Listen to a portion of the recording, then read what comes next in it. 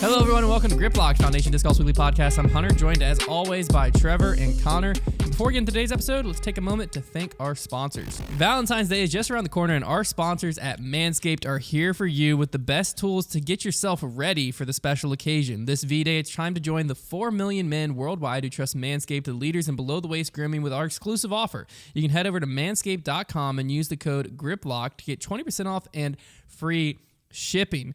This holidays went by so quick, and did you remember to take care of yourself with the best tools for the job? The Performance Package 4.0 from Manscaped is just the thing that every guy needs in their life to make sure each and every day is just a little bit more special.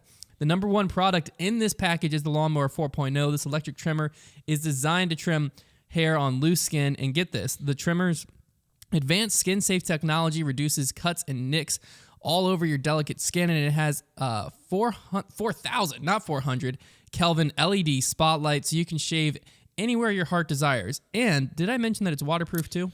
This package also includes the Weed Whacker nose and ear hair trimmer to whack all of your worst of your weeds. Manscaped even threw in 2 free gifts, their Shed travel bag and anti-chafing boxer briefs to keep your boys stored comfortably.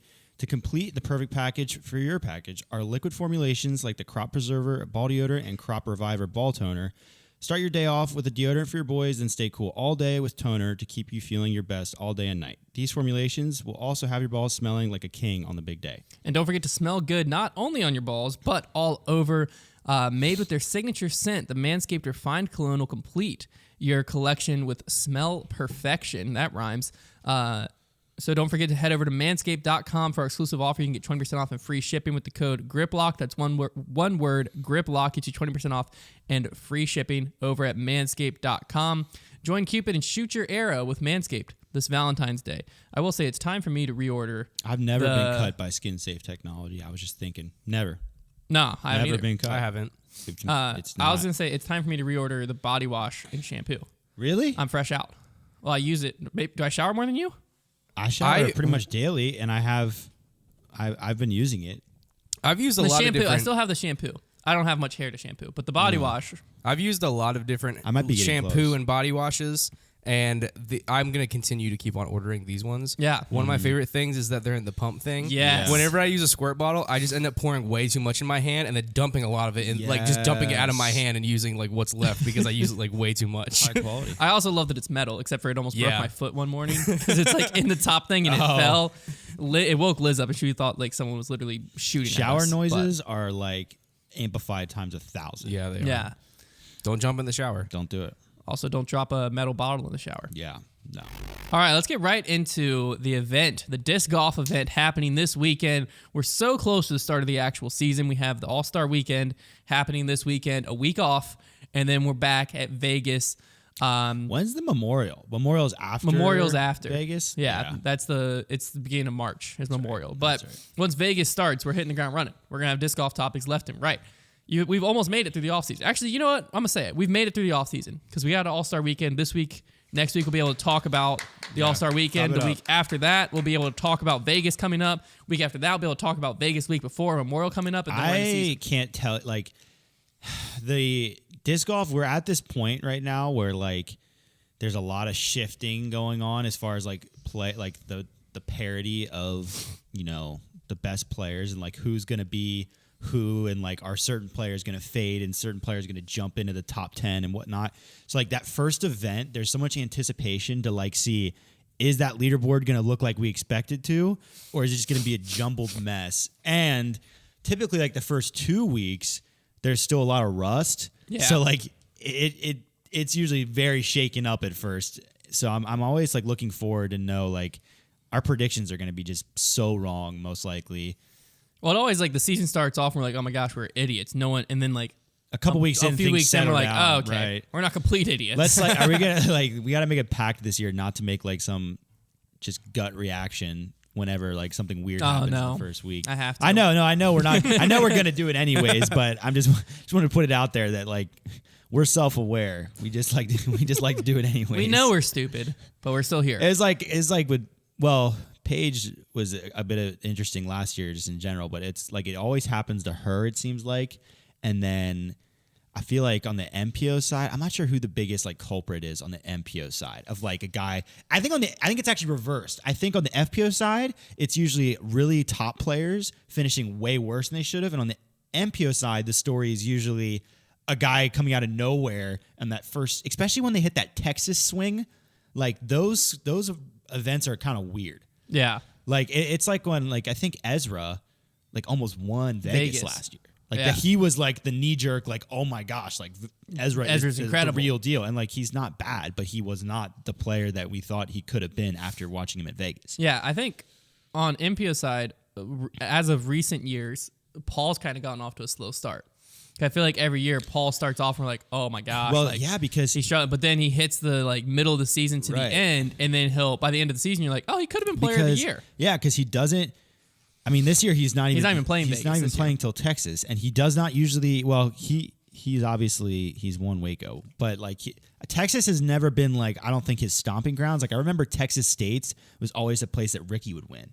And there were years that he didn't even go, and then he doesn't. He's gonna struggle playing the golf courses just because Eagle is going to tear everybody up. I don't know, though. I did hear that Eagle says as of right now, he's not really throwing full power forehand still because of his injury. So he's still throwing.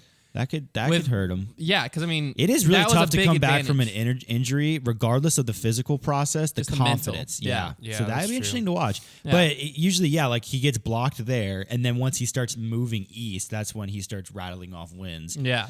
So it'd be interesting. It's going to be a fun start to the season, but it all starts with the 2022 All-Star event going down at El Conquistador Resort in Tucson, Arizona. Course. It's like a temp course there. People said it's going to be beautiful. Pretty excited about it. I don't know what the course, like how difficult it is or anything like that, but this is interesting. I haven't read this. They said the event will follow a modified Ryder Cup format. Interesting. So that means does that mean there's going to be? Well, no, I mean, we know the format. I'm just trying to think of. There's no match play. Yeah, are they talking about points? Well, I guess probably. Anything you can do is modified. I think they're talking. Really, I think depends on how much you modify. Ask the question. Where is it? Where is this place Arizona. located? Well, so it should be Tucson. Tucson. Okay. Is it Tucson? It's Tucson. Oh, But they spelled it Tucson. Is that right? It's Tucson, Arizona. Yeah. So I didn't catch it at first. Okay, I was just. That's why I was sitting What over is here. I was Tuscan? over here just saved you from another. What's what? Tuscan then? Tuscan, Is that how like a I Tuscan say? Raider in Star Wars? No, Arizona. Is that Tucson? It's I think Tucson. So I've just always said Tuscan. Yeah. Everyone around here says I don't Tuscan. blame you. Well, but I thought they spelt it wrong when I saw Tucson.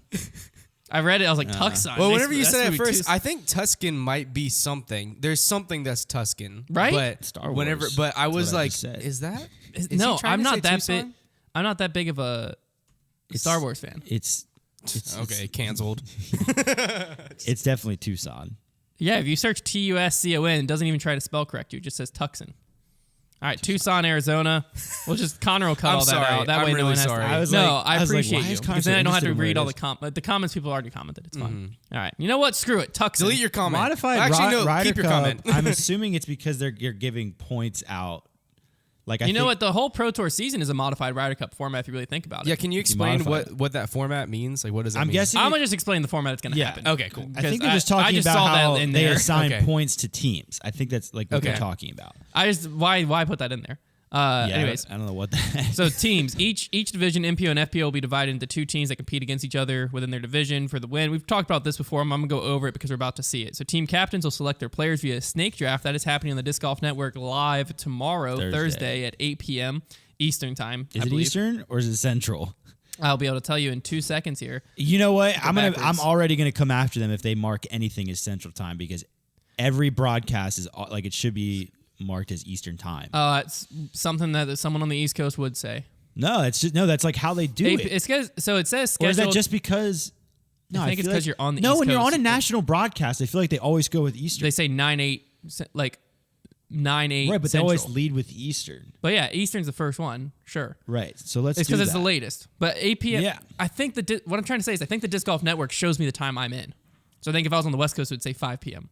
You better figure it out. 8 p.m. draft All-Star Weekend scheduled. It doesn't Thursday, say whether or just not says it's 8 Eastern or not? Because it's showing me my time. It's showing me my time. That's a gamble.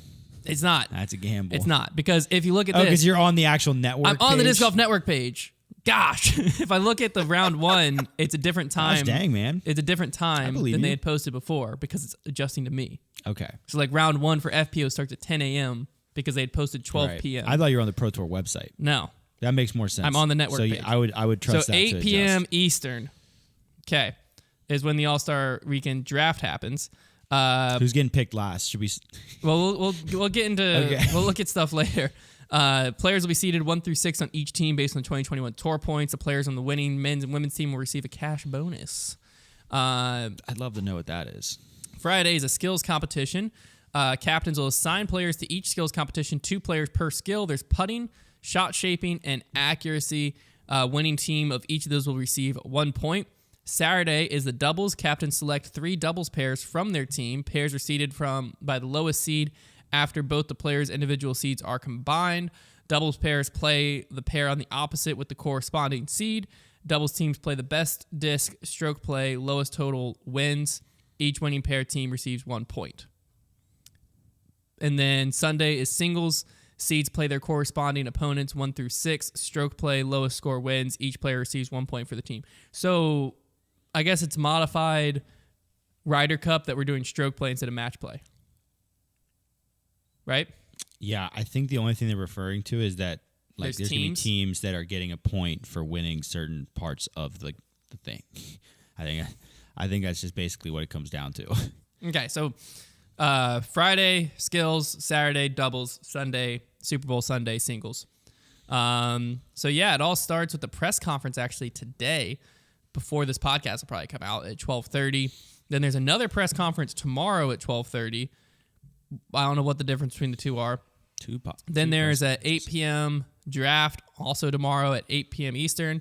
Then I announced it on debate night that we were going to be doing a companion stream for the All-Star Skills Competition because it was going to be happening on Friday. We just assumed that FPO and MPO would be doing the skills competition together because why not? It's just a fun skills competition.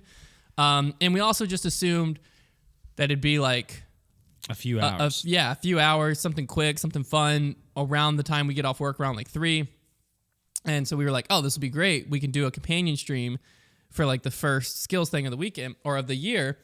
But as of the schedule right now, the FPO skills competition is at 3 p.m. Eastern time on Disc Golf Network.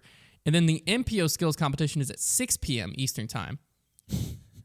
So they're giving them a 3-hour time slot. But remember, if you go back to what I just read, there's 2 people each. So 4 total people doing putting, distance, and accuracy. You're telling me, And you're giving them as long as a full round, essentially. You're gonna give them an hour per event. So let's just They might be planning for like 2.5, and maybe there's some downtime between FPO and MPO. like in the hypothetical, like if you're doing a distance competition, I mean, I better be throwing so many shots. It'd probably be like 3 shots each, right? Because That's the pro what I'm doesn't want to go out and throw 10 That's shots. what I'm saying. If like they each throw 3 shots, 12 shots, that takes like 15 minutes. Do you And think then- they're just like taking into account like getting cameras where they need to be and getting stuff set up? And But then, like, how That's much it. downtime Well, are they that's- planning yeah, for the you're live right. broadcast? Because what are they going to broadcast during that time? I'm frustrated with this because I don't know why you separated the MPO and FPO for this particular event. For rounds during the tournament, and even for the All-Star Right. weekend, I like having the not- split thing. But for this is a fun exposition. Yeah, and like everybody's doing the same thing. It's not going to be hard to keep track, really. I mean, you could literally just have the men go distance, then the women go distance, and then you could do it that way, and like it would be very easy to keep track of. Yeah, there's so- not that many players doing it at once, and now, like that would have meant that we were doing a companion stream essentially From 3 o'clock to 9 o'clock. 3 o'clock to 9 o'clock. Like I can't even fathom watching a skills. Like it's one thing to sit down and watch an entire round of disc golf, and that's like potentially 4 hours of your day, but 6 hours to watch a skills competition. Like, yeah, like at least if it was a FPO round and an MPO round, like when you combine those, it's like 8 hours. Right. Sure, of live disc golf if you watch them back to back. But you're watching a round of disc golf and you're cutting to different people. It's not. There's going to be skills competition is not 4 people throwing distance and then 4 people putting and then 4 people doing an accuracy competition. Man, And maybe the accuracy competition is just crazy intricate and it's going to take 2.5 hours. I mean, now I'm even more intrigued. I'm going to try to watch it, imagine but you're a I don't think we're spectator doing... and you're out there all day. You're going to be out there for so long to watch I that. don't think we're doing a companion stream for it now. Because the other thing in the back of my head is like, there's no way it's going to take 3 hours. So then in my head, we're like, all right, we go live at 3. It takes an hour and a half. It's 4:30. And then we're like, all right, we got an hour and a half. We'll be back. And then what do we do? I know. I just like, what is going to be? Sounds like it's going to be like a disc golf Ironman. Yeah, I don't know. It's just going to be a huge, long race. So, like, I mean, it's going to be fun things to watch. Don't get me wrong. I'm excited to watch it. I'm just disappointed we're not going to be doing the companion stream because I don't think it makes sense for the companion. I don't think it makes sense the way they scheduled it personally, but I'm excited to at least watch it. I will say a lot of people came after us about the Eagle. Actually, they came after us coming after Konner. When Konner picked Eagle for putting, we were like, no way, dude, he's going to do distance. And they're like, well, he's injured. Because he's injured. So he might end up doing putting. See, so I you might knew that. And come full circle, you might be right. But who did we pick to do putting? Remind me. I don't even remember. I'm just saying, if, I think the guys Eagle that we does picked to do putting, it's going to be hilarious. Just because that's what I think picked, that Eagle will do putting because Eagle will want to be in a competition, and that's the only one he'll tell. He'll tell his team it's the only one he can do. Well, will everyone be in competition? No. Only 6 people from each team. It's only half the team. I'm very fascinated. You know, maybe they have some other stuff planned for this that's gonna like make it easily 3 hours, and it's gonna be like super fun. It's hard for me to have high hopes for this for a living. When I watched the NFL Pro Bowl weekend went down last weekend, and it was like the biggest joke. Oh, it's because they did 2-hand touch. Well, I'm just saying, like I thought that was a joke. Even the production, even the production of like the skills competition stuff was like kind of ridiculous, and like we're talking about hundreds of millions of dollars, like so much money. Like this is the NFL, and they can't even put on an entertaining All-Star weekend. So if disc golf can somehow do it, I think All-Star weekends at this point, like back in the day, like they had this alert, like players tried more. Like there was more, like nowadays it's like you get like it's cool to have the award, but like none of the players care. Well, I think the NBA All-Star weekend, but I think they used to be as good as it could get, an All-Star weekend could get. It's gotten worse because the dunk contest. I forget the rules they put in the dunk contest that made it suck. Well, and also the players in the All-Star game just like have gotten to a new level of not trying. But the All-Star game, it used to be. I haven't watched. They just stand around and watch people try and dunk. But that's what I'm saying. It's bad. It used to, when we were growing up, what it was the first 3 quarters, no one cared about defense, but the offense was electric. And people actually did like pass and do fun. And in the fourth quarter, everyone actually cared. Yeah. So the fourth quarter, that's what they did. They did they tried to make people care in the All-Star game. A certain amount of points, or you can win each quarter. You can win each quarter, and then it's once you reach a certain amount of points in the fourth quarter, it's so stupid. I'm gonna try and have like a lot of grace for the disc golf All-Star event, because I realize when I think about it, like all the major sports All-Star weekends are like, I could care less about them at this point. No, yeah. So but if they can make anything entertaining, then they've succeeded. What I'm saying is major sports used to have entertaining All-Star weekend, and then they just changed everything that made them good.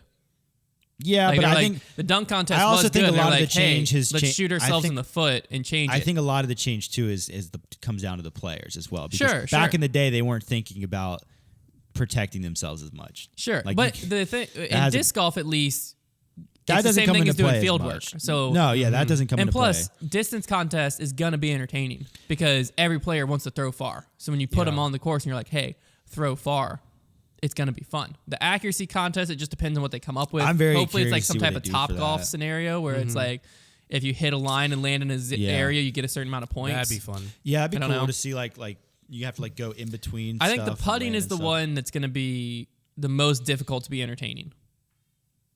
Personally. Yeah, I don't know what they'll. I mean, just because like putting is like you're either putting seriously, and when you take something off the line, putting's boring. Like putting practice is boring, but then like putting games that like are fun to play are very silly. I would rather like time trial or I'd like to see knockout. the putting if it was like you have to go station to station and each station's got like a briefcase full of money.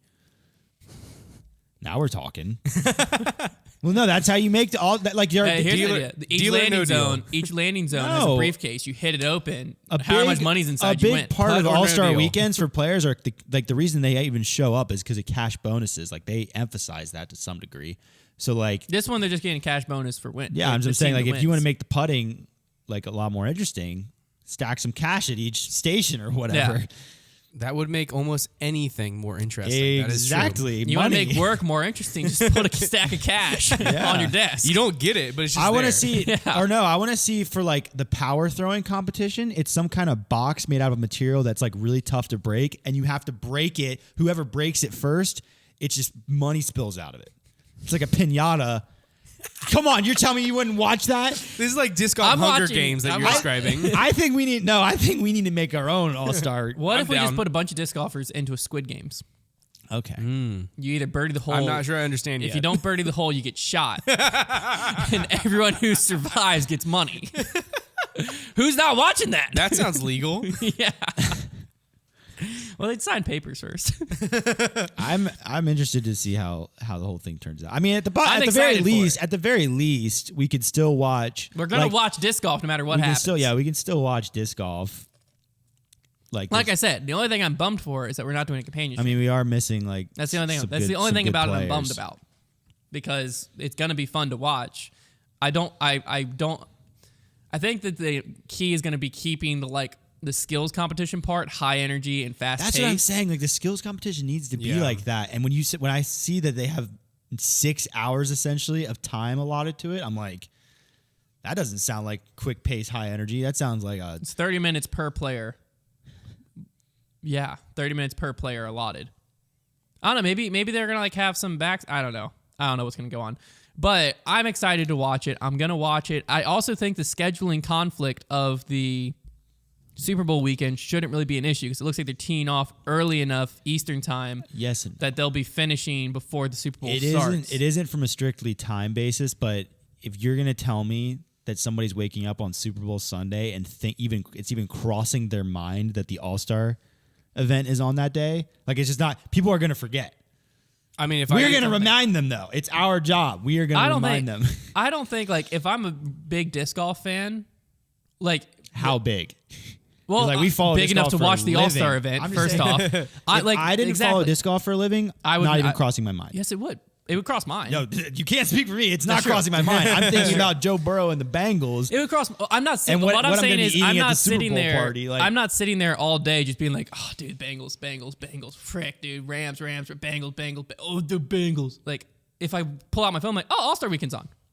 Immediately, I'm just turning the TV on. It's not. You know what I'm saying? Like, you're not. I'd rather watch. Your mind isn't consumed with the Super Bowl from the second you wake up on Sunday. And you're just walking around like you're a big football fan. Super Bowl.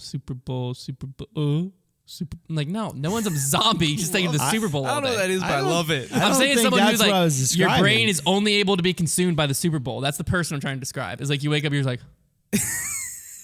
What is going You're gonna be able to go about your day. It's not like if I didn't have when Duke plays UNC, I don't think anything I was talking about was how you just That's described exactly it. what you said, Trevor. Okay. What, is that not what you're saying? I'm It was just like they're saying- not gonna be able to think about anything but the Super Bowl on Super Bowl Sunday. If I start thinking about sports, it's going to be about the Super Bowl, because everybody's going to be talking about the Super Bowl. When I'm scrolling through my phone, it's all going to be about the Super Bowl. Like, I'm not going to. So you don't follow the Pro Tour? Jeez. No, I'm not gonna lie. If I didn't have you guys as friends, I wouldn't give a crap about the Super Bowl. I would just be thinking, "Oh, cool, All-Star Weekend." Yeah, that's the other thing too. He's not a football fan. Yeah, I said I'm not the only one of my kind. If you're a football fan. Yeah, but I'm excited about the Super Bowl. If you're a football fan, you're gonna be more excited about the Super Bowl. Yeah, Sure, but that's what I'm saying is time-wise, you'll be able to watch both. yeah.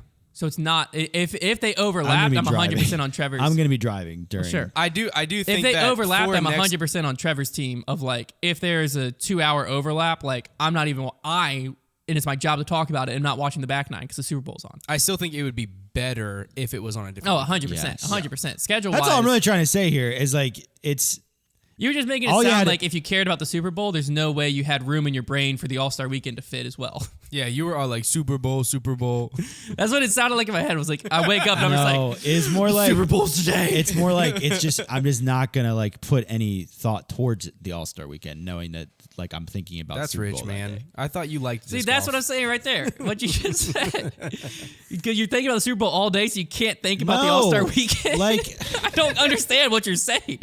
The biggest sports day in my life, Duke versus UNC. Like, I had a completely normal day, and I tweeted about disc golf 5 times. I'm saying like probably what will happen is it would probably have gotten to like 1 p.m. on Sunday, and I'd be like, oh, that's right, the All-Star Weekend's on today. And then I would Perfect. You're 2 holes into the MPO. No, and then like 2 minutes, like a minute later, I'd have been like, yeah, but I don't really care. The Super Bowl's on anyways tonight. Like that's my sports quota. Okay. You know, I'm a married man. Podcast, like right?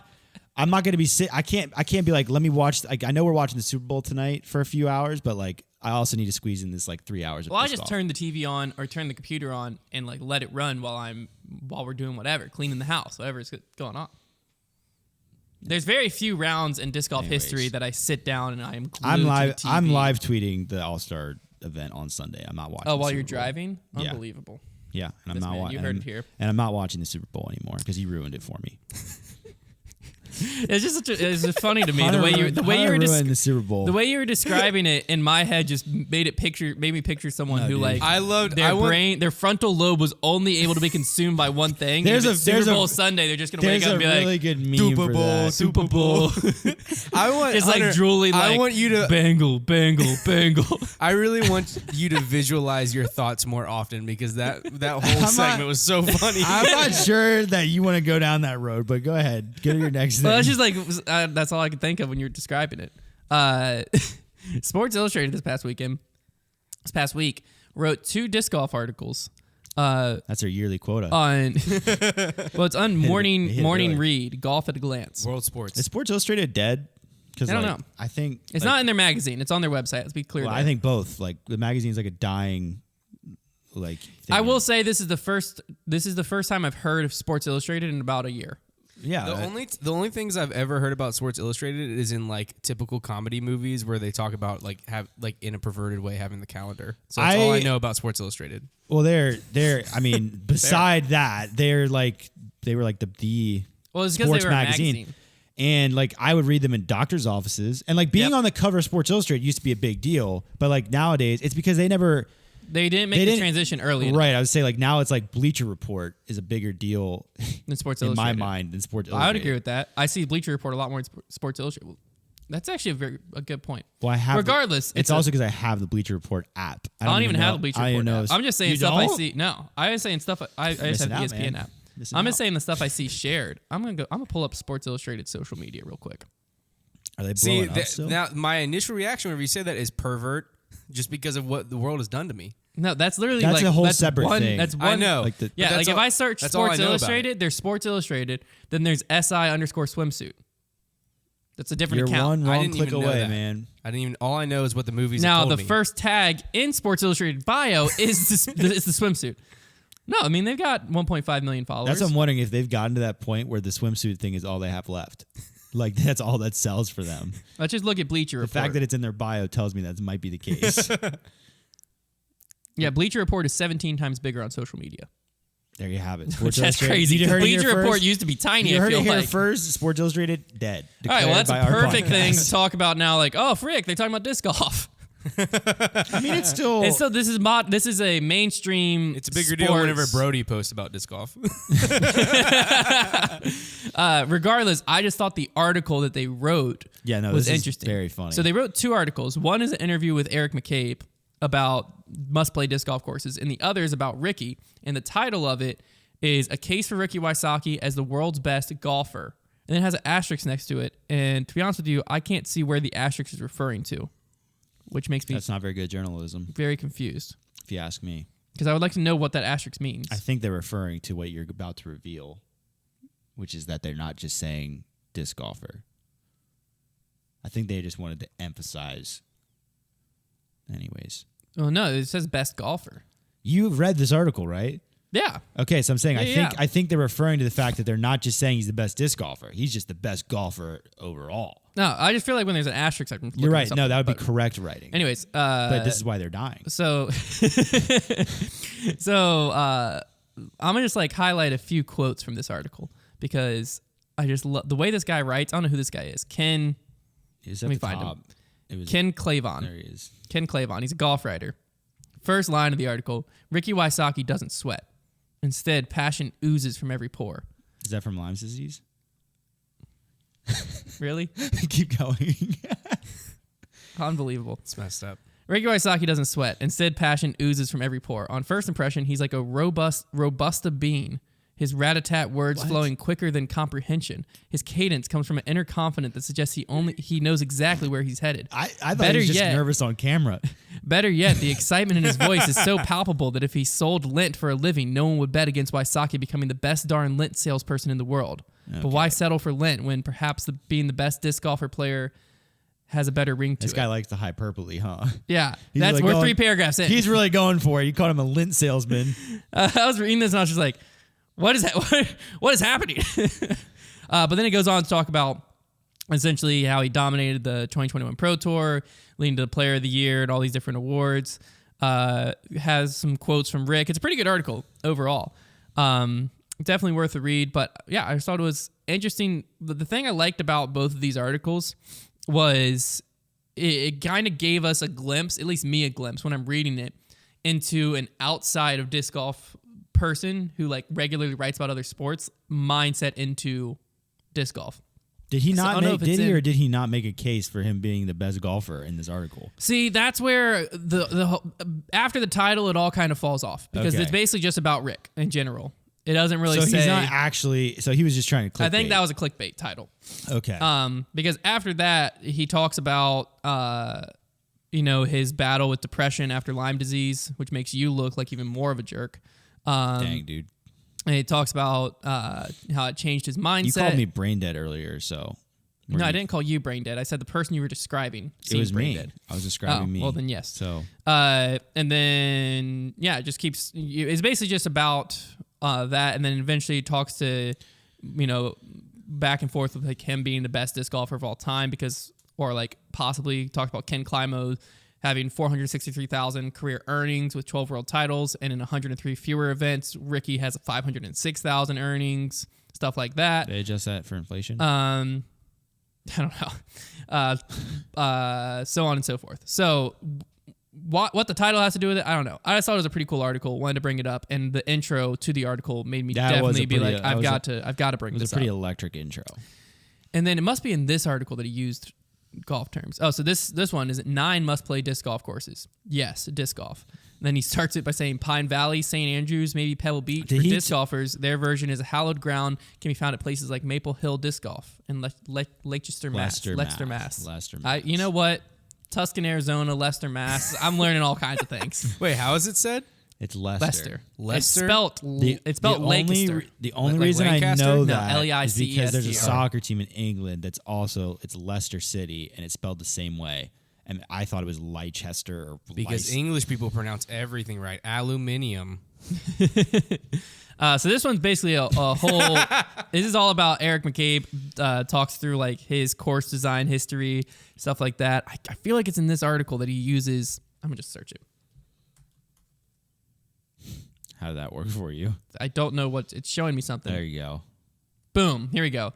I loved this. In terms of equipment, on the Disc Golf Pro Tour, players are not limited to discs in the bag like traditional golfs. First off, he calls it traditional golf instead of ball golf, so there's something. I wonder if that's a valid way to call it. Traditional golf? Traditional golf? No. Does that players like are bridge not, the gap there? Because you don't offend the golf people because you're like, it's the traditional one, and they love tradition in golf. Players are not limited to disc in the bag like traditional golf's 14 club rule. They can carry as many as 20, 25, and each one does something different. Now, here we go.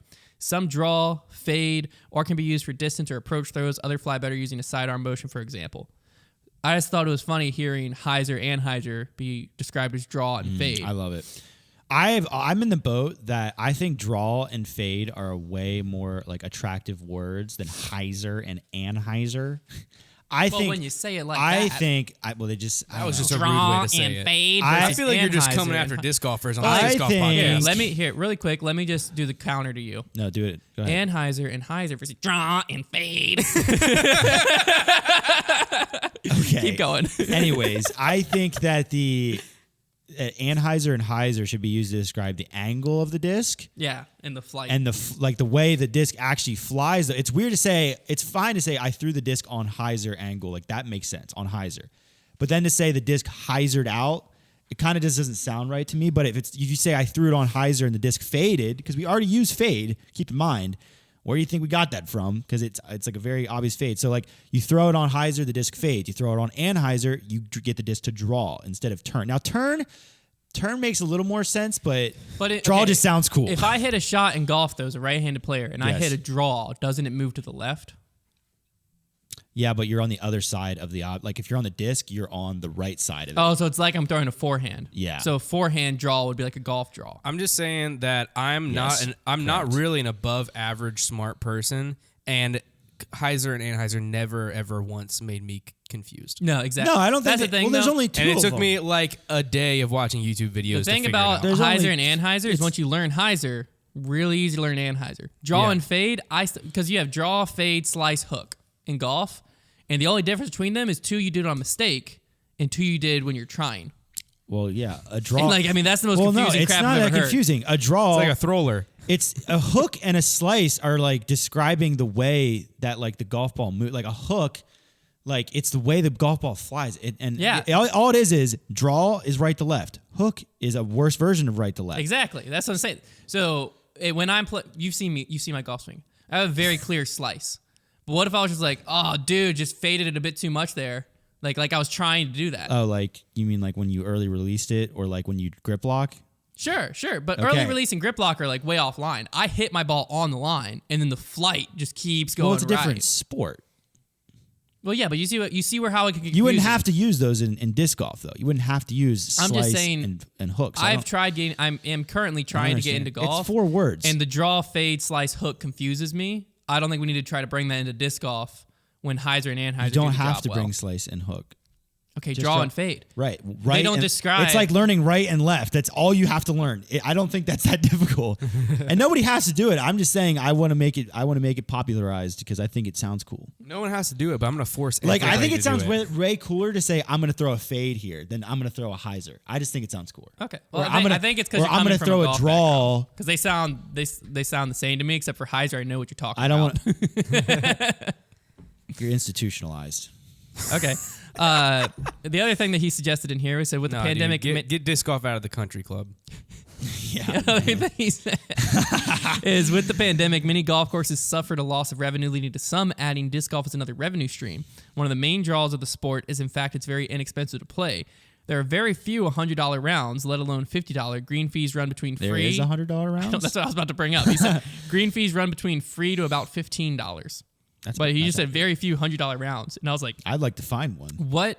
So that was my question I was about to ask: is what would be required of a disc golf course for you to be willing to pay $100 full-time course maintenance for one?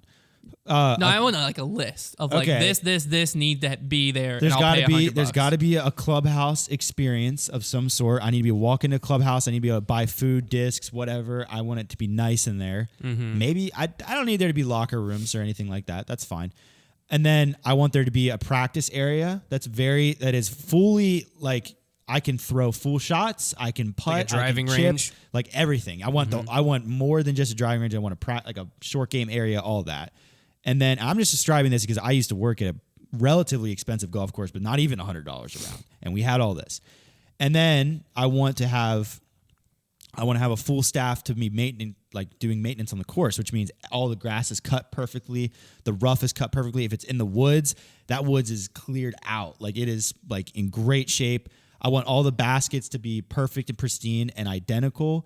I want there to be really nice hole signs and perfectly uniform tee pads that are wide enough. like New London. Yeah, like basically, I guess the biggest difference is too, like if we're talking about a woodsy course, there's only so much maintenance you can do to make the course look beautiful. If we're talking about a course, it'd be like going to like a course like New London, and you get to the holes that have the grass, and it's like cut.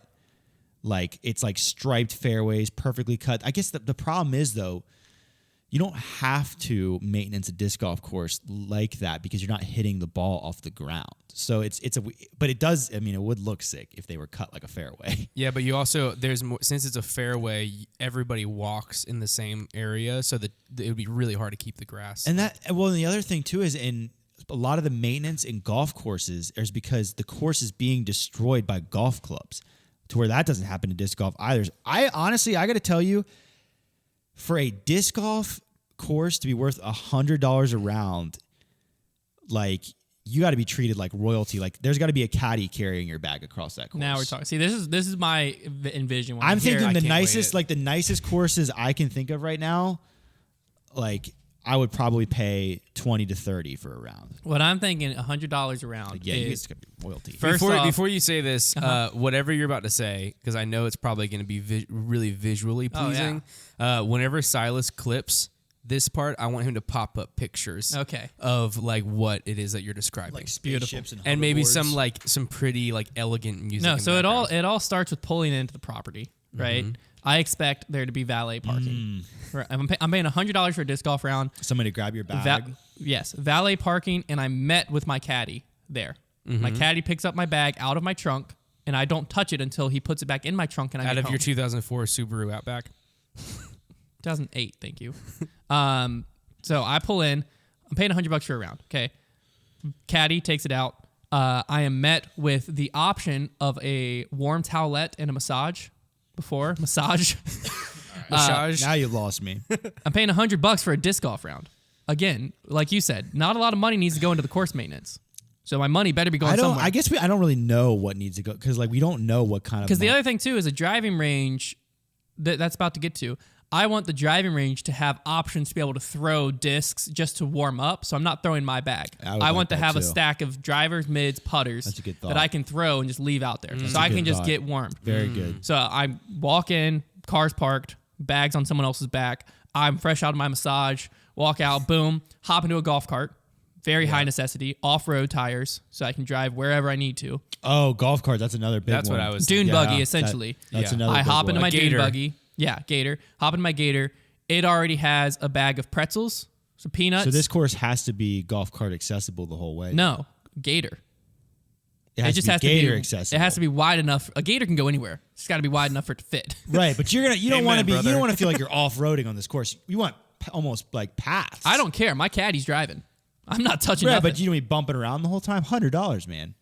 I mean, $100. I'm already gotten my $100 I think I want a experience. smooth in the ride. massage. And then I got two bottles of water. Playing Peaks View, then I got 2 bottles of water, a bag of peanuts, a bag of pretzels, and some M&Ms stick of gum. in my cart. And then the course itself is obviously well kept. It doesn't need to be anything That was crazy. a very expensive round like that you're MVP. describing right Yeah, now. I'm $100. It was a very expensive I don't think you round. understand what $100 And then it's gets you. essentially Maple Hill's course.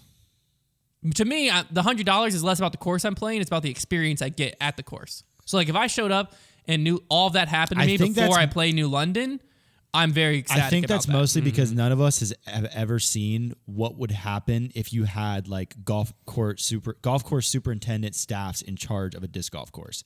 But like you said, you can only go so far with disc golf. I don't know what we say that Because like, what are you gonna do? Put sand bunkers out there? that's what I'm saying. We say that, but like I guess Like most of the stuff that makes a golf course upkeep so expensive would just be unnecessary and overkill. Because once you make the grass nice, like it's gonna be like that for a little bit. Because like you said, people aren't destroying it. The greens it is weird. in disc golf, you don't have to go maintain the greens every day because the Now, greens can be the same as the I fairway. would love to see disc golf greens.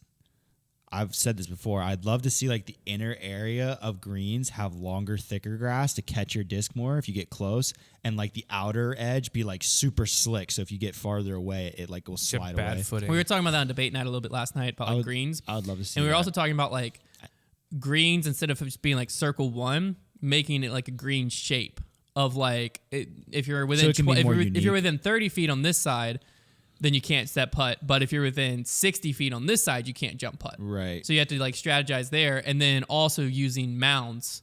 The green shape, I think, in disc golf hasn't been fully explored of like using mounds to protect certain sides. So like if you throw on this side, a higher chance of roll away than if you throw on this side, it's flat. And like angle sensitivity and stuff like to where like the basket's not on the side, but there's a mound. So like if you come up short, you're gonna have to putt up over this mound versus That's if you go kind of. deep. I feel like hole 2 at Falling Creek is a really good example of a good disc golf hole because you got a great tee pad. You're throwing uphill and then over a hill, and if you go over on the right side too much, there's OB way over there, but off the direct fairway, there's really tall grass that if you land there, it's a little bit of a disadvantage because you don't have a great run up. You don't have great footing because the grass is like really thick. And then exactly what you described, you get up, and if you are throwing your second shot and you give it too much air, there's a huge hill that it'll fade down. Yeah. And then you also have to get on top of this hill where the plateau is. What I like about holes like that is it just makes you think the whole time. Yes. You're never just stepping up and like, oh, there's 300 foot The highs are most easy. entertaining upshots on tour happen on the golf courses when they have to deal with bunkers and huge slopes. That's true. It's the only time all The year. issue is on golf courses, the drives are the most boring part. Right, 100%. You need to find that hybrid. It's the only time all year where you see guys staring down a 150-foot upshot and thinking about where do I want this to miss and what angle do I need to throw this on. That's very true. It's the most entertaining short game. Yeah, part of that's where I think and the putting future. Too. You got a bunker behind the basket. You got a drop off or something. I think the Like, future of disc golf course design, it has a lot to do with the greens. I think the greens is where we haven't explored enough yet. Because I was explaining Dunapace Dunes, y'all would know, was a good example of this that just went too far. Yeah, extreme. But the dunes at least made you think every upshot because nothing was given. Especially that one where you throw just onto the Yeah, that's what I'm hill. saying. It was extreme because there was some where it's like 25 feet in the air and you have like 2 feet around the basket. That's not a hill. Right. And that's too far. But it did accomplish where no shot felt safe. It also, the dunes in the fairway were kind of cool on some of those holes because it affected your run-ups. Yeah, that's what I'm saying. I think that there's a lot of like, if we have a private course, like a golf course, like we're paying $100 a round, where they can move dirt and make the ground be however they want. I think there's a lot that can be done. I think part of the issue though is up to this point, we're just now entering the private course era on the Pro Tour, where more and more private courses are going to start getting on the Pro Tour. Up to this point, you can't really do that in a public park because why would the public park let you do that? That doesn't make any sense. Yeah. But when you have a like Eagles Crossing, you have private land fully dedicated to it. If you want to mess with the greens, you can mess with the greens. That's where I think the future of disc golf lies. Is there's going to be a lot more done to the greens, of the grass height, dunes, whatever it may be. I would have no problem if there was like. It's interesting to think about. Like right now, it's tough because we have a really good lineup of free courses. Yeah. And those will always exist. Right. I'm trying to think like if there was a course, like the real problem is we have New London, which is an incredible free course. Yeah. As I was saying, because like if there was a course though where I knew that I was going to get more of a private course experience as far as like the amenities and like. I knew it was being taken care of, and that's where my money was going. Like, I wouldn't have a problem throwing some money out to it. Well, yeah, I wouldn't have a problem paying $15 if I'm showing up and I'm walking into a clubhouse that has some like it's a pro shop in there, and all I'm doing is I'm paying for my round and playing. You could do tee times that way too. Tee times too. If that's all I'm doing is I'm walking in, paying and playing, and there's not really that many amenities other than the course is really nice.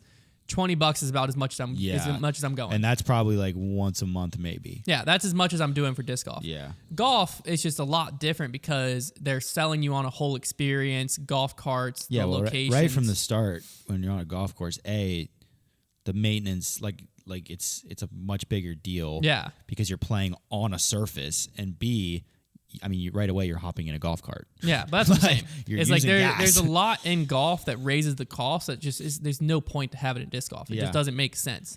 So to me, that's what I'm saying. Is like the most expensive disc golf round that I'd be like, you know what, that makes sense. Is like $20. Going back $100, to like that's what I'm saying. Like I have to start thinking of like my bag never touches the ground. Going back my to car, the I don't range even have thing. to park. Stuff like that. Going back to the range thing you mentioned about like just having discs to throw on range, I actually had a thought because in golf, like there's a whole business to range balls. Like obviously we were just at the range yesterday. Mm-hmm.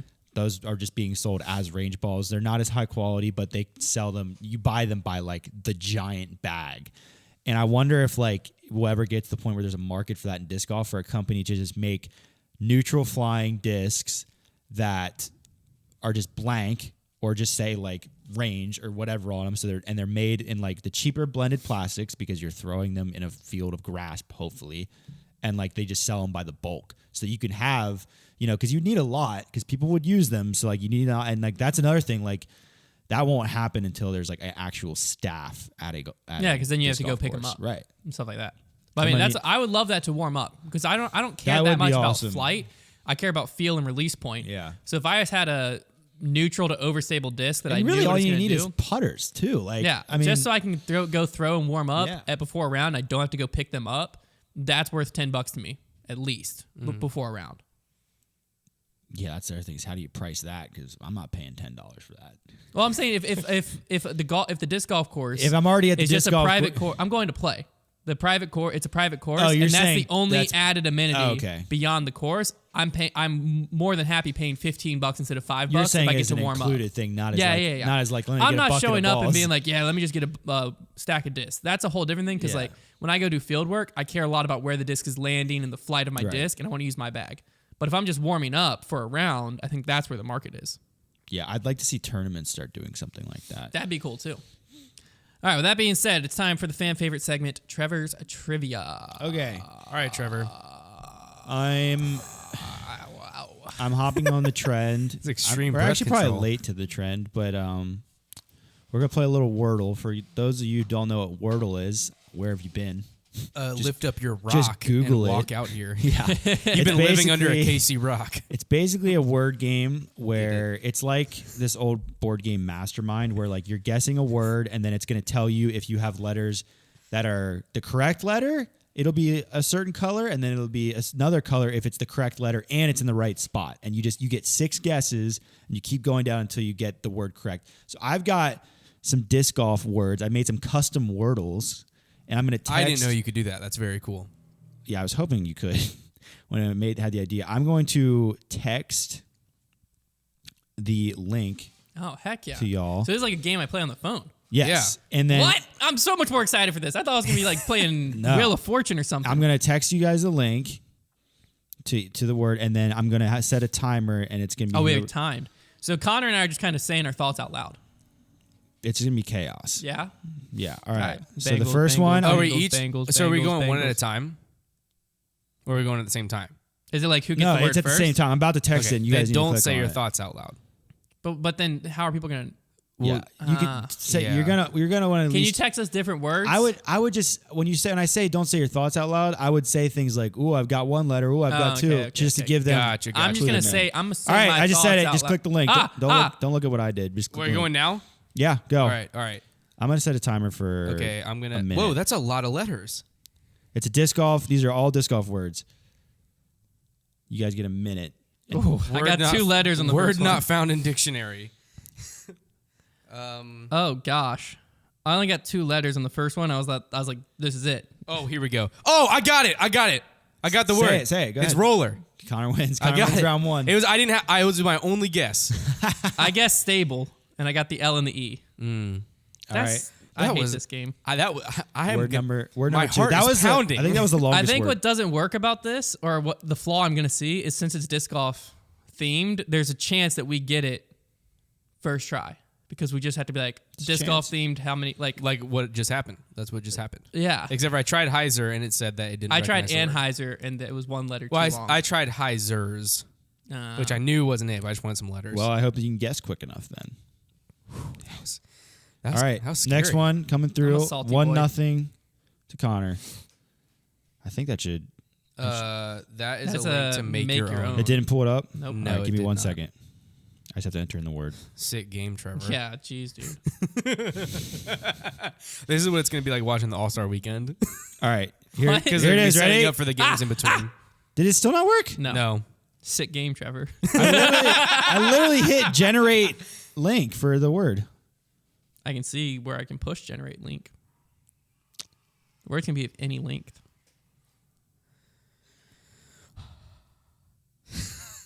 Trying to calm down. Okay. I was so. Let's see if it works. Maybe do I have to play it first? I don't know. Try it. Yeah, because you said the The first first one I had already played. is my word. Okay, yeah, let me. Okay, this one should work then. Try this one. Okay. I just typed it in at first. Here All we right, go. here we go. Here Here we we go. go. Here we go. Here we go. Wow. Boom, Heiser. He got it right away. We literally just said we guessed that. I did putts. What? Well, I already had these words planned out. I'm not. Darn. All right. Well, there's one more then Darn. for the tiebreaker. Tiebreaker. Here we go. Okay, tiebreaker. Good job, Hunter. Thanks, man. I guess the only way you'd be able to do this would be if there was unlimited possibility of letters in the word. But I don't think that exists. No, I think for it would Wordle. be we would just need to like go disc name or something instead of disc golf terms. So you have like more. So we have way more because like when you go disc golf terms, I can just look at how many letters and just be like Heiser, no, Anheuser, no. You know what I mean? Yeah, that makes sense. I got you. 'Cause, like this one's gonna be forehand. No, I'm just kidding. Can you imagine? This one's gonna be Terex. All right. Last one. stable. I'm not worrying about switching on this one. I'm just going full both hands. Yeah, at this point, this is just a speed competition to see who can guess the word first. All right, there it is. Oh, gosh. Oh, it was stable. That was my last one. Dang it. Good job. I guessed stable twice, and I got it one of the two. Hunter wins. Well, that's stupid. We need to bring this game back, and you need to do disc names. Well, because this one, like disc names, there's so many. Well, the other Yeah, there's a lot problem more is options. though, you could get. Well, I guess disc names, a ton of. I was saying I didn't want you guys to get like super stumped because like it is already hard to think of like a word, but when you have to fit it into a certain amount of letters, like it's a double stumper. Double for the brain. entendre. Double entendre. Double entendre. That was a good game, Trevor. That was a really good game. Is it okay if I bring up a segment, Hunter? Absolutely. All right. Well, I posted on Twitter this week. Here No, we it's go. not. It's not anything. Oh, that was my other It's idea, not anything that's though, gonna is get we us should canceled. we should just start tweeting out a disc golf Wordle from like the foundation account Not a bad idea. because it's too easy. So I put out a tweet this week because last week, whenever we were setting up for Grip Locked, I was setting up Hunter's camera angle, and while he was sitting there, I accidentally hit the shutter button, and it took a picture. And we both were like, whoa. And then whenever I was going through my SD card later, I found that picture, and I was like, well, I have to do something to this. So I posted on Twitter, and we did a caption contest. And I said, winner of the caption contest, I will read your caption on Grip I Lock. never saw the winner. Yeah, I didn't He's say a picking a winner. winner. I just picked a winner just like a few minutes ago. But I'm going to say some good ones that I want to just read. I entered it, didn't I? Huh? When I quote tweeted, I think I put a caption. You read your. For I'll those find of mine. you not Yeah, you watching find it, yours. it's basically a picture of Hunter. Well, you can go to Konner's Yeah, no. Twitter. Here, the picture is right here. Well, for those listening, And for those of you listening, you Go can to go to Konner's my Twitter. Go to my Twitter at FDG. Actually, I quote tweeted it. So if you go to @FDG _ Go to it's just Hunter. Just it's go to Hunter Hunter's. kind of giving a disappointed look at a screen. No, it's looking next to the screen. Okay, whatever. Yeah, he's just kind of Hunter's looking making a downward. disappointed He's look. looking downward to the right. My and he's kinda like, entry was coming to the realization you'll never be the #1 disc golf podcast because Brody keeps fudging the numbers on Twitter in Debate Night's favor. very funny. Very And it got 69 likes. nice.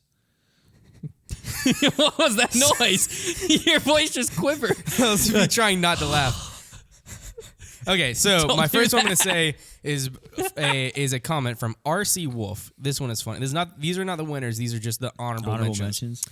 Hunter realizing he is going to be a dad and will no longer be able to buy discs because all his money will have to be spent on diapers and baby food. Therefore, he will never break 85 at New London, ultimately This is crazy. leading to his popularity fading into a void. All hail at FDG Trevor.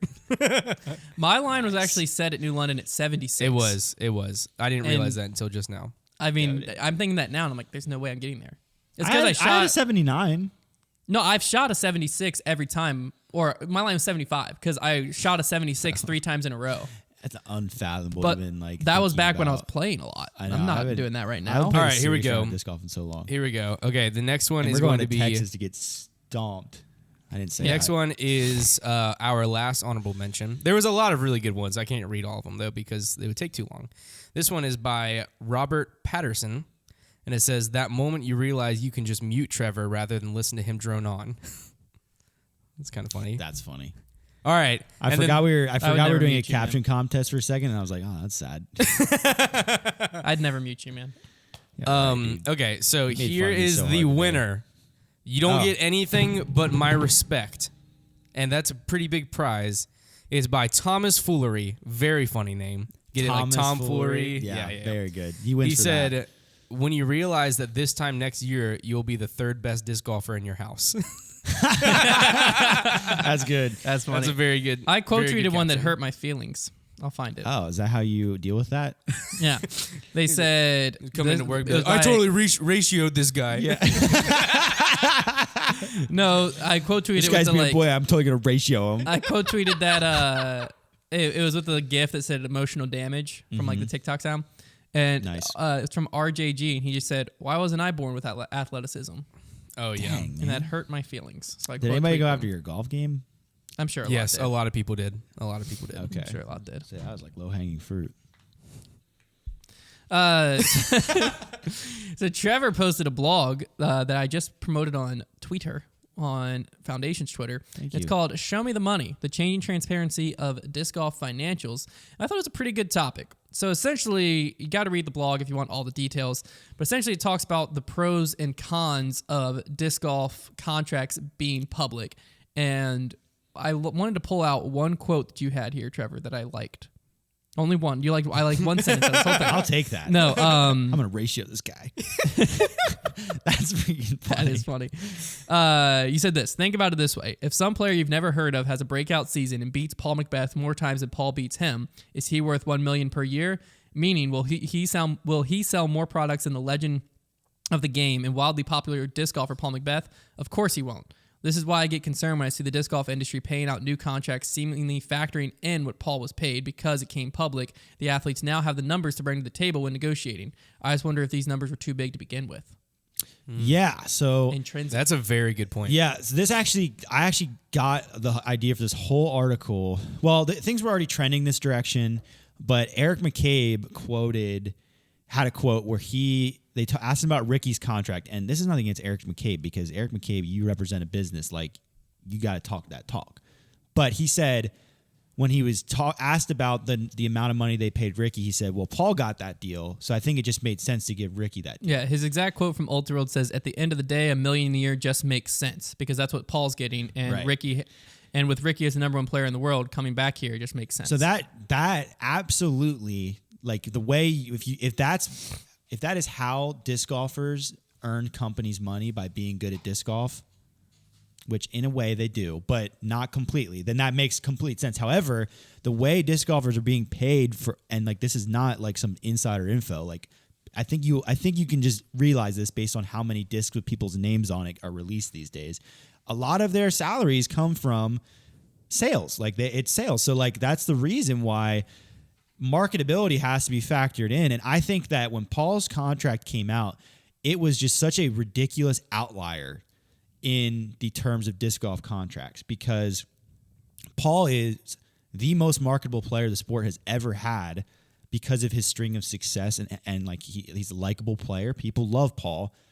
And then it's also an outlier in the way that he's being paid, which is essentially the main discs that he uses are discs that were created under his own name line. So like it is a very unique situation there. It's not like if he was, it's not like a lot of people are trying to replicate that situation. Right. But hard to replicate that when you're not Paul McBeth is the problem. And you're also not playing for, it's the Paul effect. It's the Paul effect. So I think that that number was an outlier.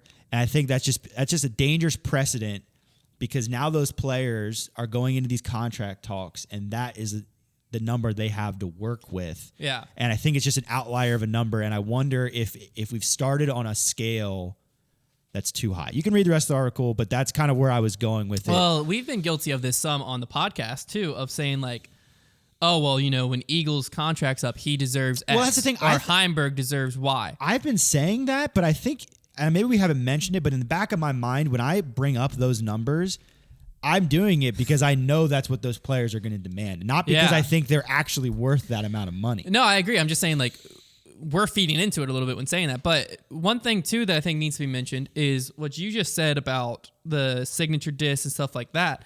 That's been the main way players have made money for years. But before, it was in a different format where the guaranteed money from a company was low.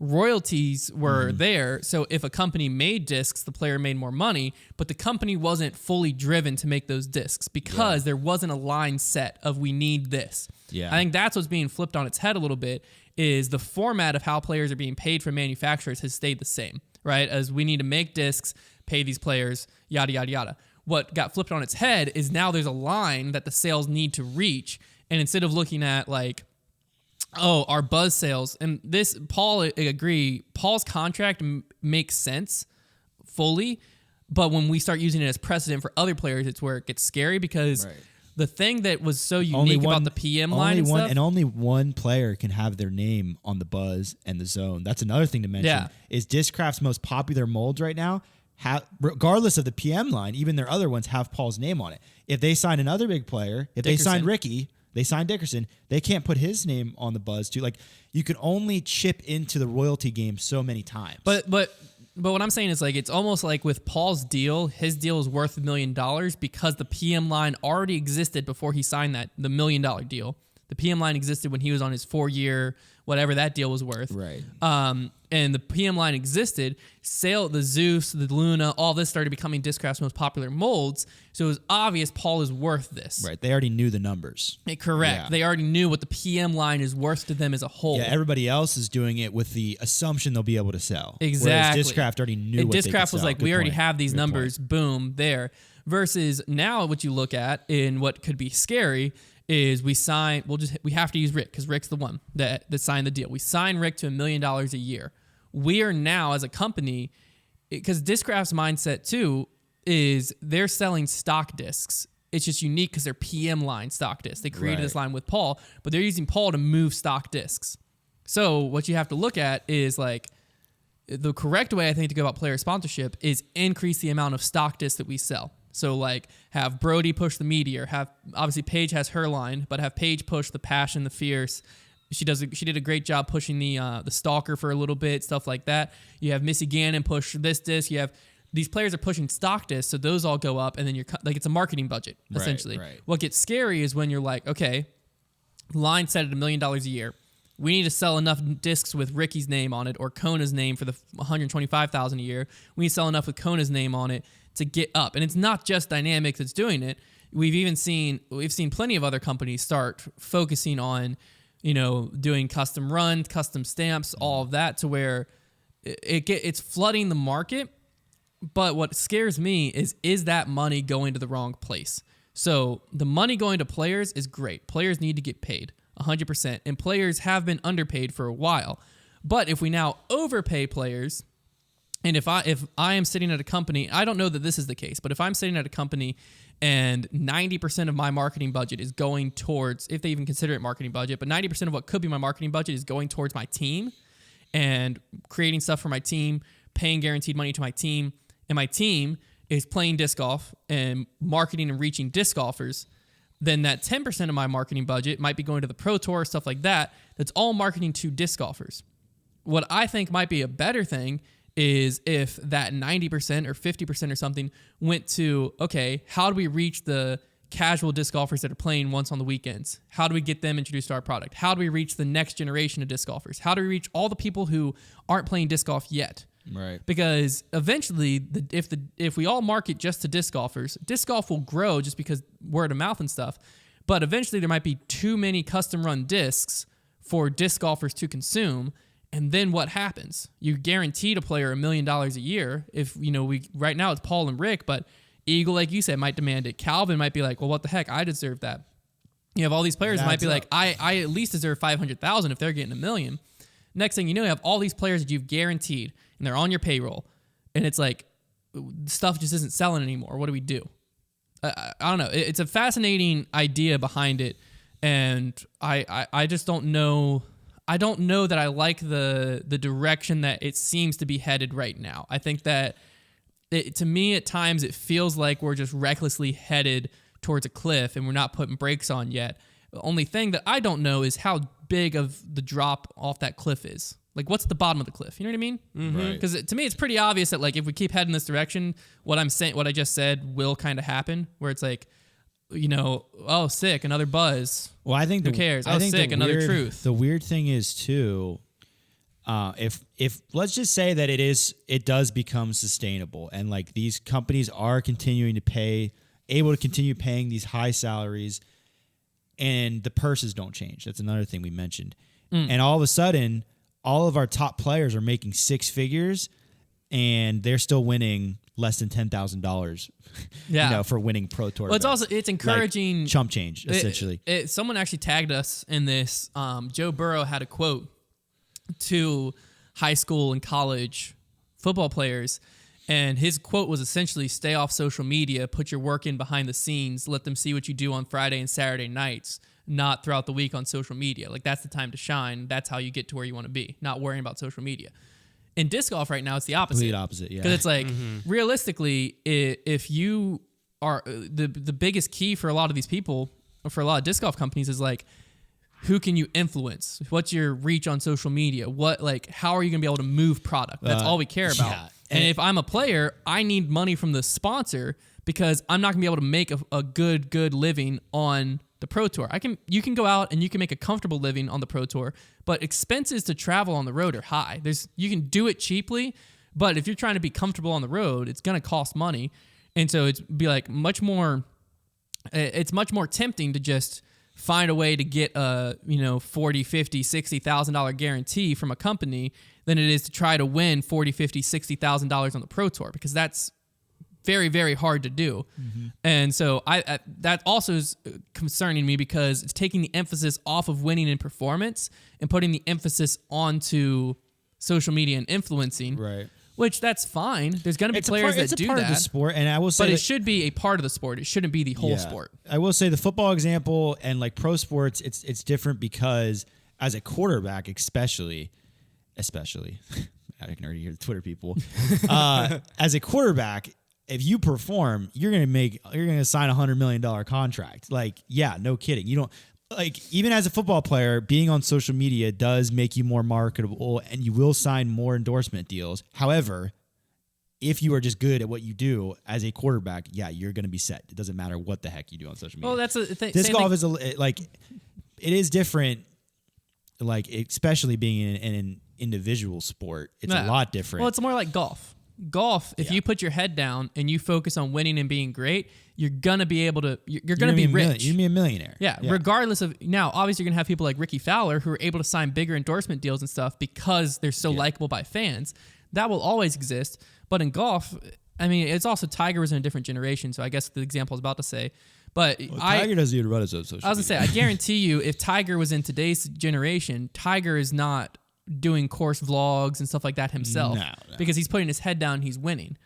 In disc golf, it's almost more important to be doing practice rounds, 100%. Course vlogs, stuff like that than win, because if you're not able to win at a rate like Paul was in like 2012 to 2015 or Paige was in that same stretch, if you're not able to win at that rate, winning 1 or 2 Pro Tours a year is cool, but it doesn't do as much as being good on social media. Here's the bottom line is you go out there and you get yourself 50,000 YouTube subscribers as a pro, which as a touring pro isn't that tough. You just got to put a bit of work in because people want to watch that stuff. You're going to make more money off of that than you will off your earnings from your Pro Tour season. Even if you're a top 10 player potentially, depending on what you win, if you win a major or not, like it is definitely like right now that is the climate that's been created. I would love to see, and it really comes down to this, like we need more. If you want more money in the purses, the manufacturers, it's not necessarily their responsibility to put into that. We need eyeballs on the sport so that we attract people from outside of the sport. And in order to get more eyeballs on the sport, there needs to be more people playing the sport and then more people that want to watch it. That's where I think the manufacturers come in. It's like that is very beneficial to them more to try to get people playing the sport. Or even outside. Watching it too. But not saying they're not doing that. I'm just saying if you're looking at like I would be where curious the money's going. How much marketing in our sport is going towards the expansion of our sport? Because right now I feel like disc golf is just word of mouth. Like disc golf is lucky to have a passionate fan base that loves to talk about how they play disc golf, and it's an icebreaker. Like, oh, you play disc golf? I've heard of that. Like, it's a buzzword topic, and I think like word of mouth does a lot of job. Like, what is the PDGA? I'm not accusing them of doing nothing. I'm not accusing anybody of doing that. I'm just saying, what are these companies doing to like, I do see some people getting into schools.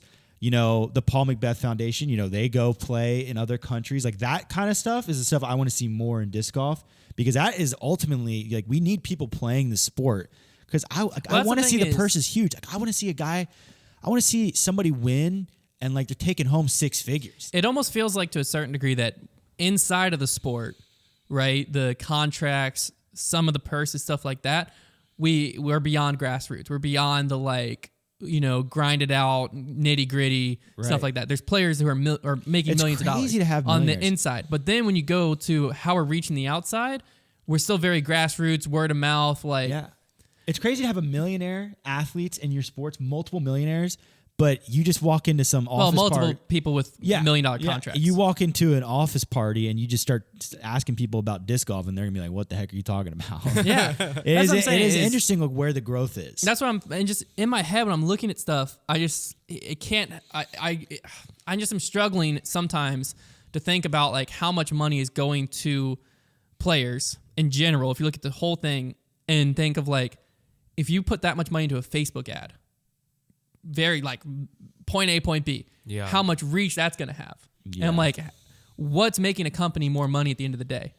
Right. Long-term money. Because lifetime value of customers too is something I think about. The second that companies correlated, and they kind of had to, because back in the day, like the only way you were going to get players money was from them selling discs. Yeah. And because people, that is like the essence of that is because people in disc golf love supporting the pros. Yes. So like that is like, that's important to have. How much does that change when a player has $1 million guarantee? Right. And the problem is the second that we made that correlation, the second that it was decided the way that like athletes were going to be paid most of the time, there was always going to be that opportunity for a player like Paul to get way ahead of the curve. And he has, since his Innova days, been way ahead of everybody as far as how much money he makes because he's so sellable, he's so marketable, to where now like the top end of the, like it's like when you're like putting data on a chart, you have like those outliers, those ones that need to be written off. What's fascinating to me though is Paul got to where he's at, marketability and everything just wise, winning without doing social media really. Yeah. Like he did it. He has a YouTube channel and stuff like that, but he's never the one shooting and editing YouTube videos. I think a lot of that is attributed to that all of the like the biggest part of our growth in our game has happened either during or immediately after the spell where he won, like he was the guy. No, absolutely. But I think also with Paul though, it has a lot to do with his professionalism. Correct. The way he dressed on the course, the way he carried himself. You were always, as a guy who was an athlete, you're drawn to it. You were drawn to it when you got into the sport. Like I knew other sports, so when I watched disc, I'm like, that guy, he's treating this like a real sport. Well, that was also, I think, in his era of dominance that we're still kind of on the tail end of. I think in that era, at the beginning of it, he was at times seemingly the only one treating himself like a true professional athlete. Mm-hmm. Yeah, because there were times where like in 2015, if you listen to him. If you go back and listen to his like some of the interviews he did pre-2015, like the 2014 off season, and you listen to some of the stuff he was doing and some of the training stuff, like I'd be shocked if pros right now are doing some of that stuff. Yeah. Of like the amount of work and off season stuff he was putting in and the ways he was training. So it was no wonder when 2015 rolled around, the dude didn't finish outside the top 3, only came in third like 2 times. And then basically, if he stepped on the course, he was winning. Beat the brakes off everybody. Mm-hmm. Yeah, and it was like, nah, dip. He treated himself like an athlete. And people realize that. But what scares me now is if I'm like sitting there, and I'm like, I could put my head down, grind my face off in the gym and all of that, and maybe win a few pro tours.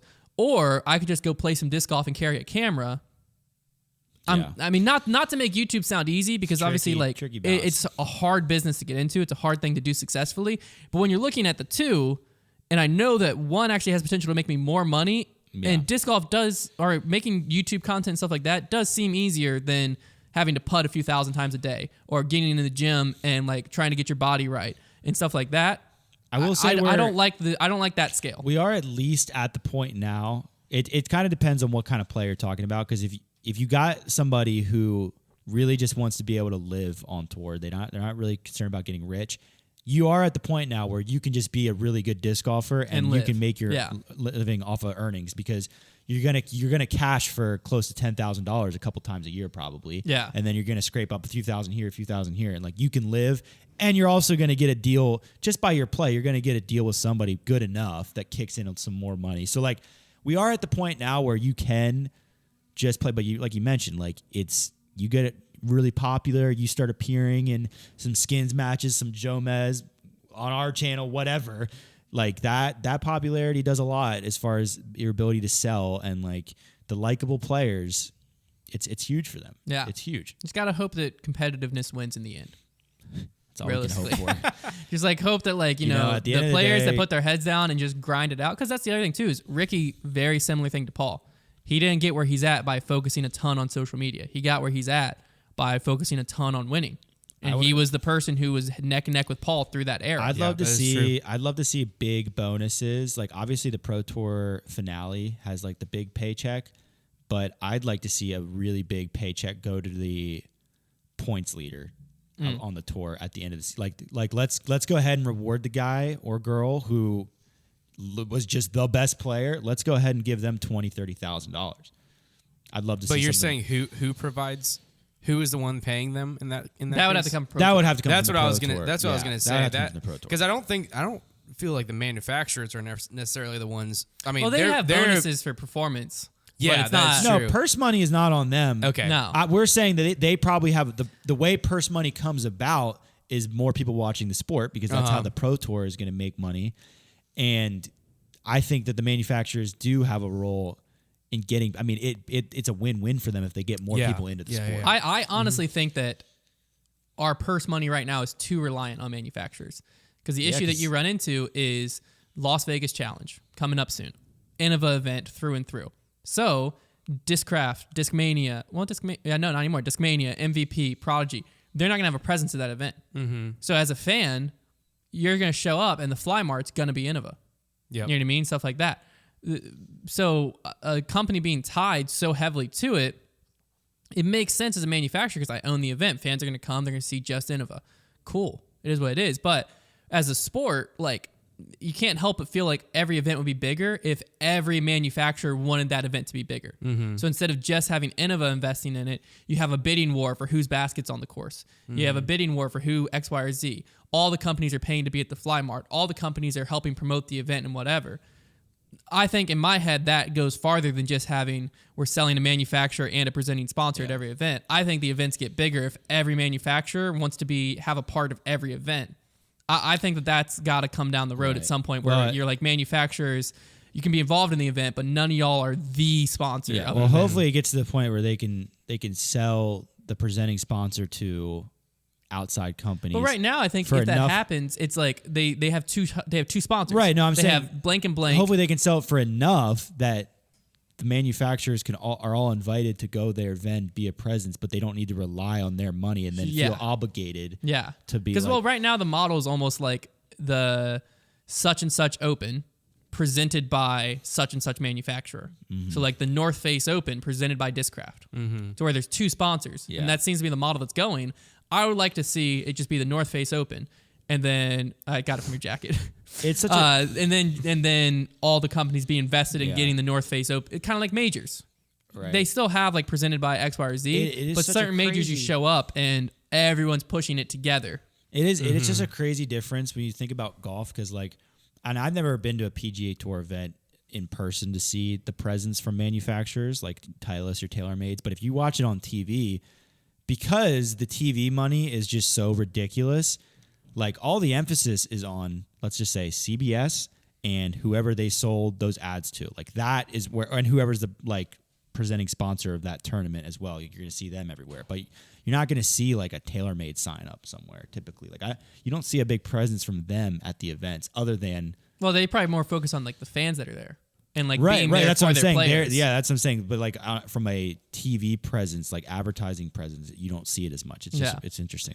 So let's really quick wrap up the show with a little college disc golf because college disc golf is back in full swing. They actually just released their updated rankings, which I found the college disc golf rankings have always confused me. And it's really tough.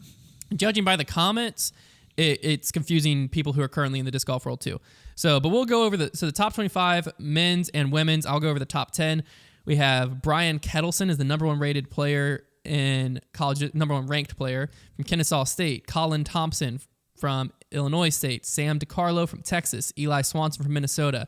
Tim Schmidt from Liberty. Cameron Ivey from Missouri S&T. Davis York from Georgia. Ethan Peterson from Colorado State. Michael Jort from NC State. And Judd Bear from Iowa State. Is Davis York not the defending champ? Someone from Missouri S&T would. Or maybe he is. No, maybe he is. I'm thinking back with my senior year. Might be Davis York. But the comments are all like, because first off, the first person I noticed is not on this list. Well, there's a few people. One, not Spencer. He is on this list. Stephen Curry from Liberty. I'm pretty sure he's a top 25 player. He's probably the best of those players that are on the list from Liberty. Yeah. Rozak is currently on the Liberty roster, but unless his appeal goes through, he's not playing nationals. But the player that I don't understand how he's not on here, and he's in the comments, is Brandon Robertson. Because that guy, I would be shocked if he's not in the top 10 at nationals. And he commented and said, y'all do realize some of these players aren't even in college anymore, right? It's so hard to do these rankings because the college teams at this point, there's like, they just have to play events that are like in their area. So a lot of times you're not even seeing teams play against other teams. Like, The player ones I feel like should be a little easier though. Well, this like just go off of ratings. Another person said, so UNC Charlotte is number 1 in the nation, yet they don't have a single player in the top 25. Yeah, okay. Yeah, that doesn't like. I So, swear. I don't know what the heck this they is. just pick names for these I don't know what any of this is. But on top 10 women, we have Rebecca Minnick from Virginia Tech, Tiana Hathaway from Ferris State, Emily Smith, Tennessee Tech, Rachel Dupree from Ferris State. Seems like, because I'm pretty sure they're 2-person teams, right? So Ferris has 2 and 4. Audrey Locke from Liberty University, Amanda Kent from Milligan, Hannah Miller from Liberty, and then Ashley Elkins and Caroline Franklin from South Alabama. At least one of those graduated, but and then Emily Craig from Missouri S&T. Moving on to the top 6 men's disc golf teams in the nation. We got UNC Charlotte, 1st in the nation, Liberty, 2nd, Kennesaw State, 3rd, University of Texas, 4th, Illinois State, 5th, Missouri, 6th. I don't know why they only posted the top 6. And then FPO, Women's College, Ferris State, Clemson, South Alabama, Southern Arkansas. They're the Banana Slugs, right? No, Banana Slugs is Santa Cruz, something. Milligan, one of the California and then NC State. So again, though, it is kind of confusing when you have UNC Charlotte being the number 1 ranked team in the nation, which I do agree with that. And then they have no one in the top 25. I feel bad for them because it's so hard to put those rankings together, but like they're trying to do it based on points, which would make sense. But I don't know. I don't know how it all factors in. Put together. Yeah, I don't know how it all factors in. But we do have 2 qualifiers coming up this weekend. We have the Wolfpack Cross County Classic that Trevor and I know all too much about. What a fun event. It's a pretty stacked event. So we have BYU, Appalachian State, Clemson, Liberty, NC State, UNC Charlotte, University of South Carolina, Virginia Tech, and Pellissippi State. That's one of the best things about college disc golf is just you learn schools that you did not know existed. Pellissippi State. And then it looks like women's, we have Clemson women and the NC State both showing up. So for Liberty, they are fielding Rozak. This is the other thing that's funny. The highest ranked player from Liberty, Tim Schmidt, not on Champ Flight. You have Rozak, Spencer, Steph Curry, and Tristan Lambert is the 4 they're fielding. And then they have the 8th best player in the nation according to the rankings on their B team as the 4th player. You have Andrew Sherwood, Clayton Lewis, Matt Alexander, and Tim Schmidt. So the rankings I probably shouldn't even brought up because I don't even know what the frick they are. And then you have the Mobtown Throwdown also going down in Alabama with LSU, University of Alabama, University of South Alabama being the only team registered right now. LSU had a team. That's cool. So there you have it. That is this week. Next week we'll be breaking down what happened at the All-Star event. Don't forget to check over. Dude. Oh yeah, Trevor. Super Bowl. Can only think about the Super Bowl. Super Bowl. Don't forget to check out the Heiser Club over at patreon.com/Foundation Disc Golf if you want access to ad-free Grip Locked, a bonus podcast, a bonus video every month, discounts, all sorts of stuff, access to the Heiser Club store. Tons of good stuff. You can go check that out. Again, it's patreon.com/Foundation Disc Golf. And on Heiser Club Mailbag, I actually have some mail to open up. I'm going to make a Heiser Club exclusive Minecraft server. You heard it here first. We'll talk to you all next week. Do it.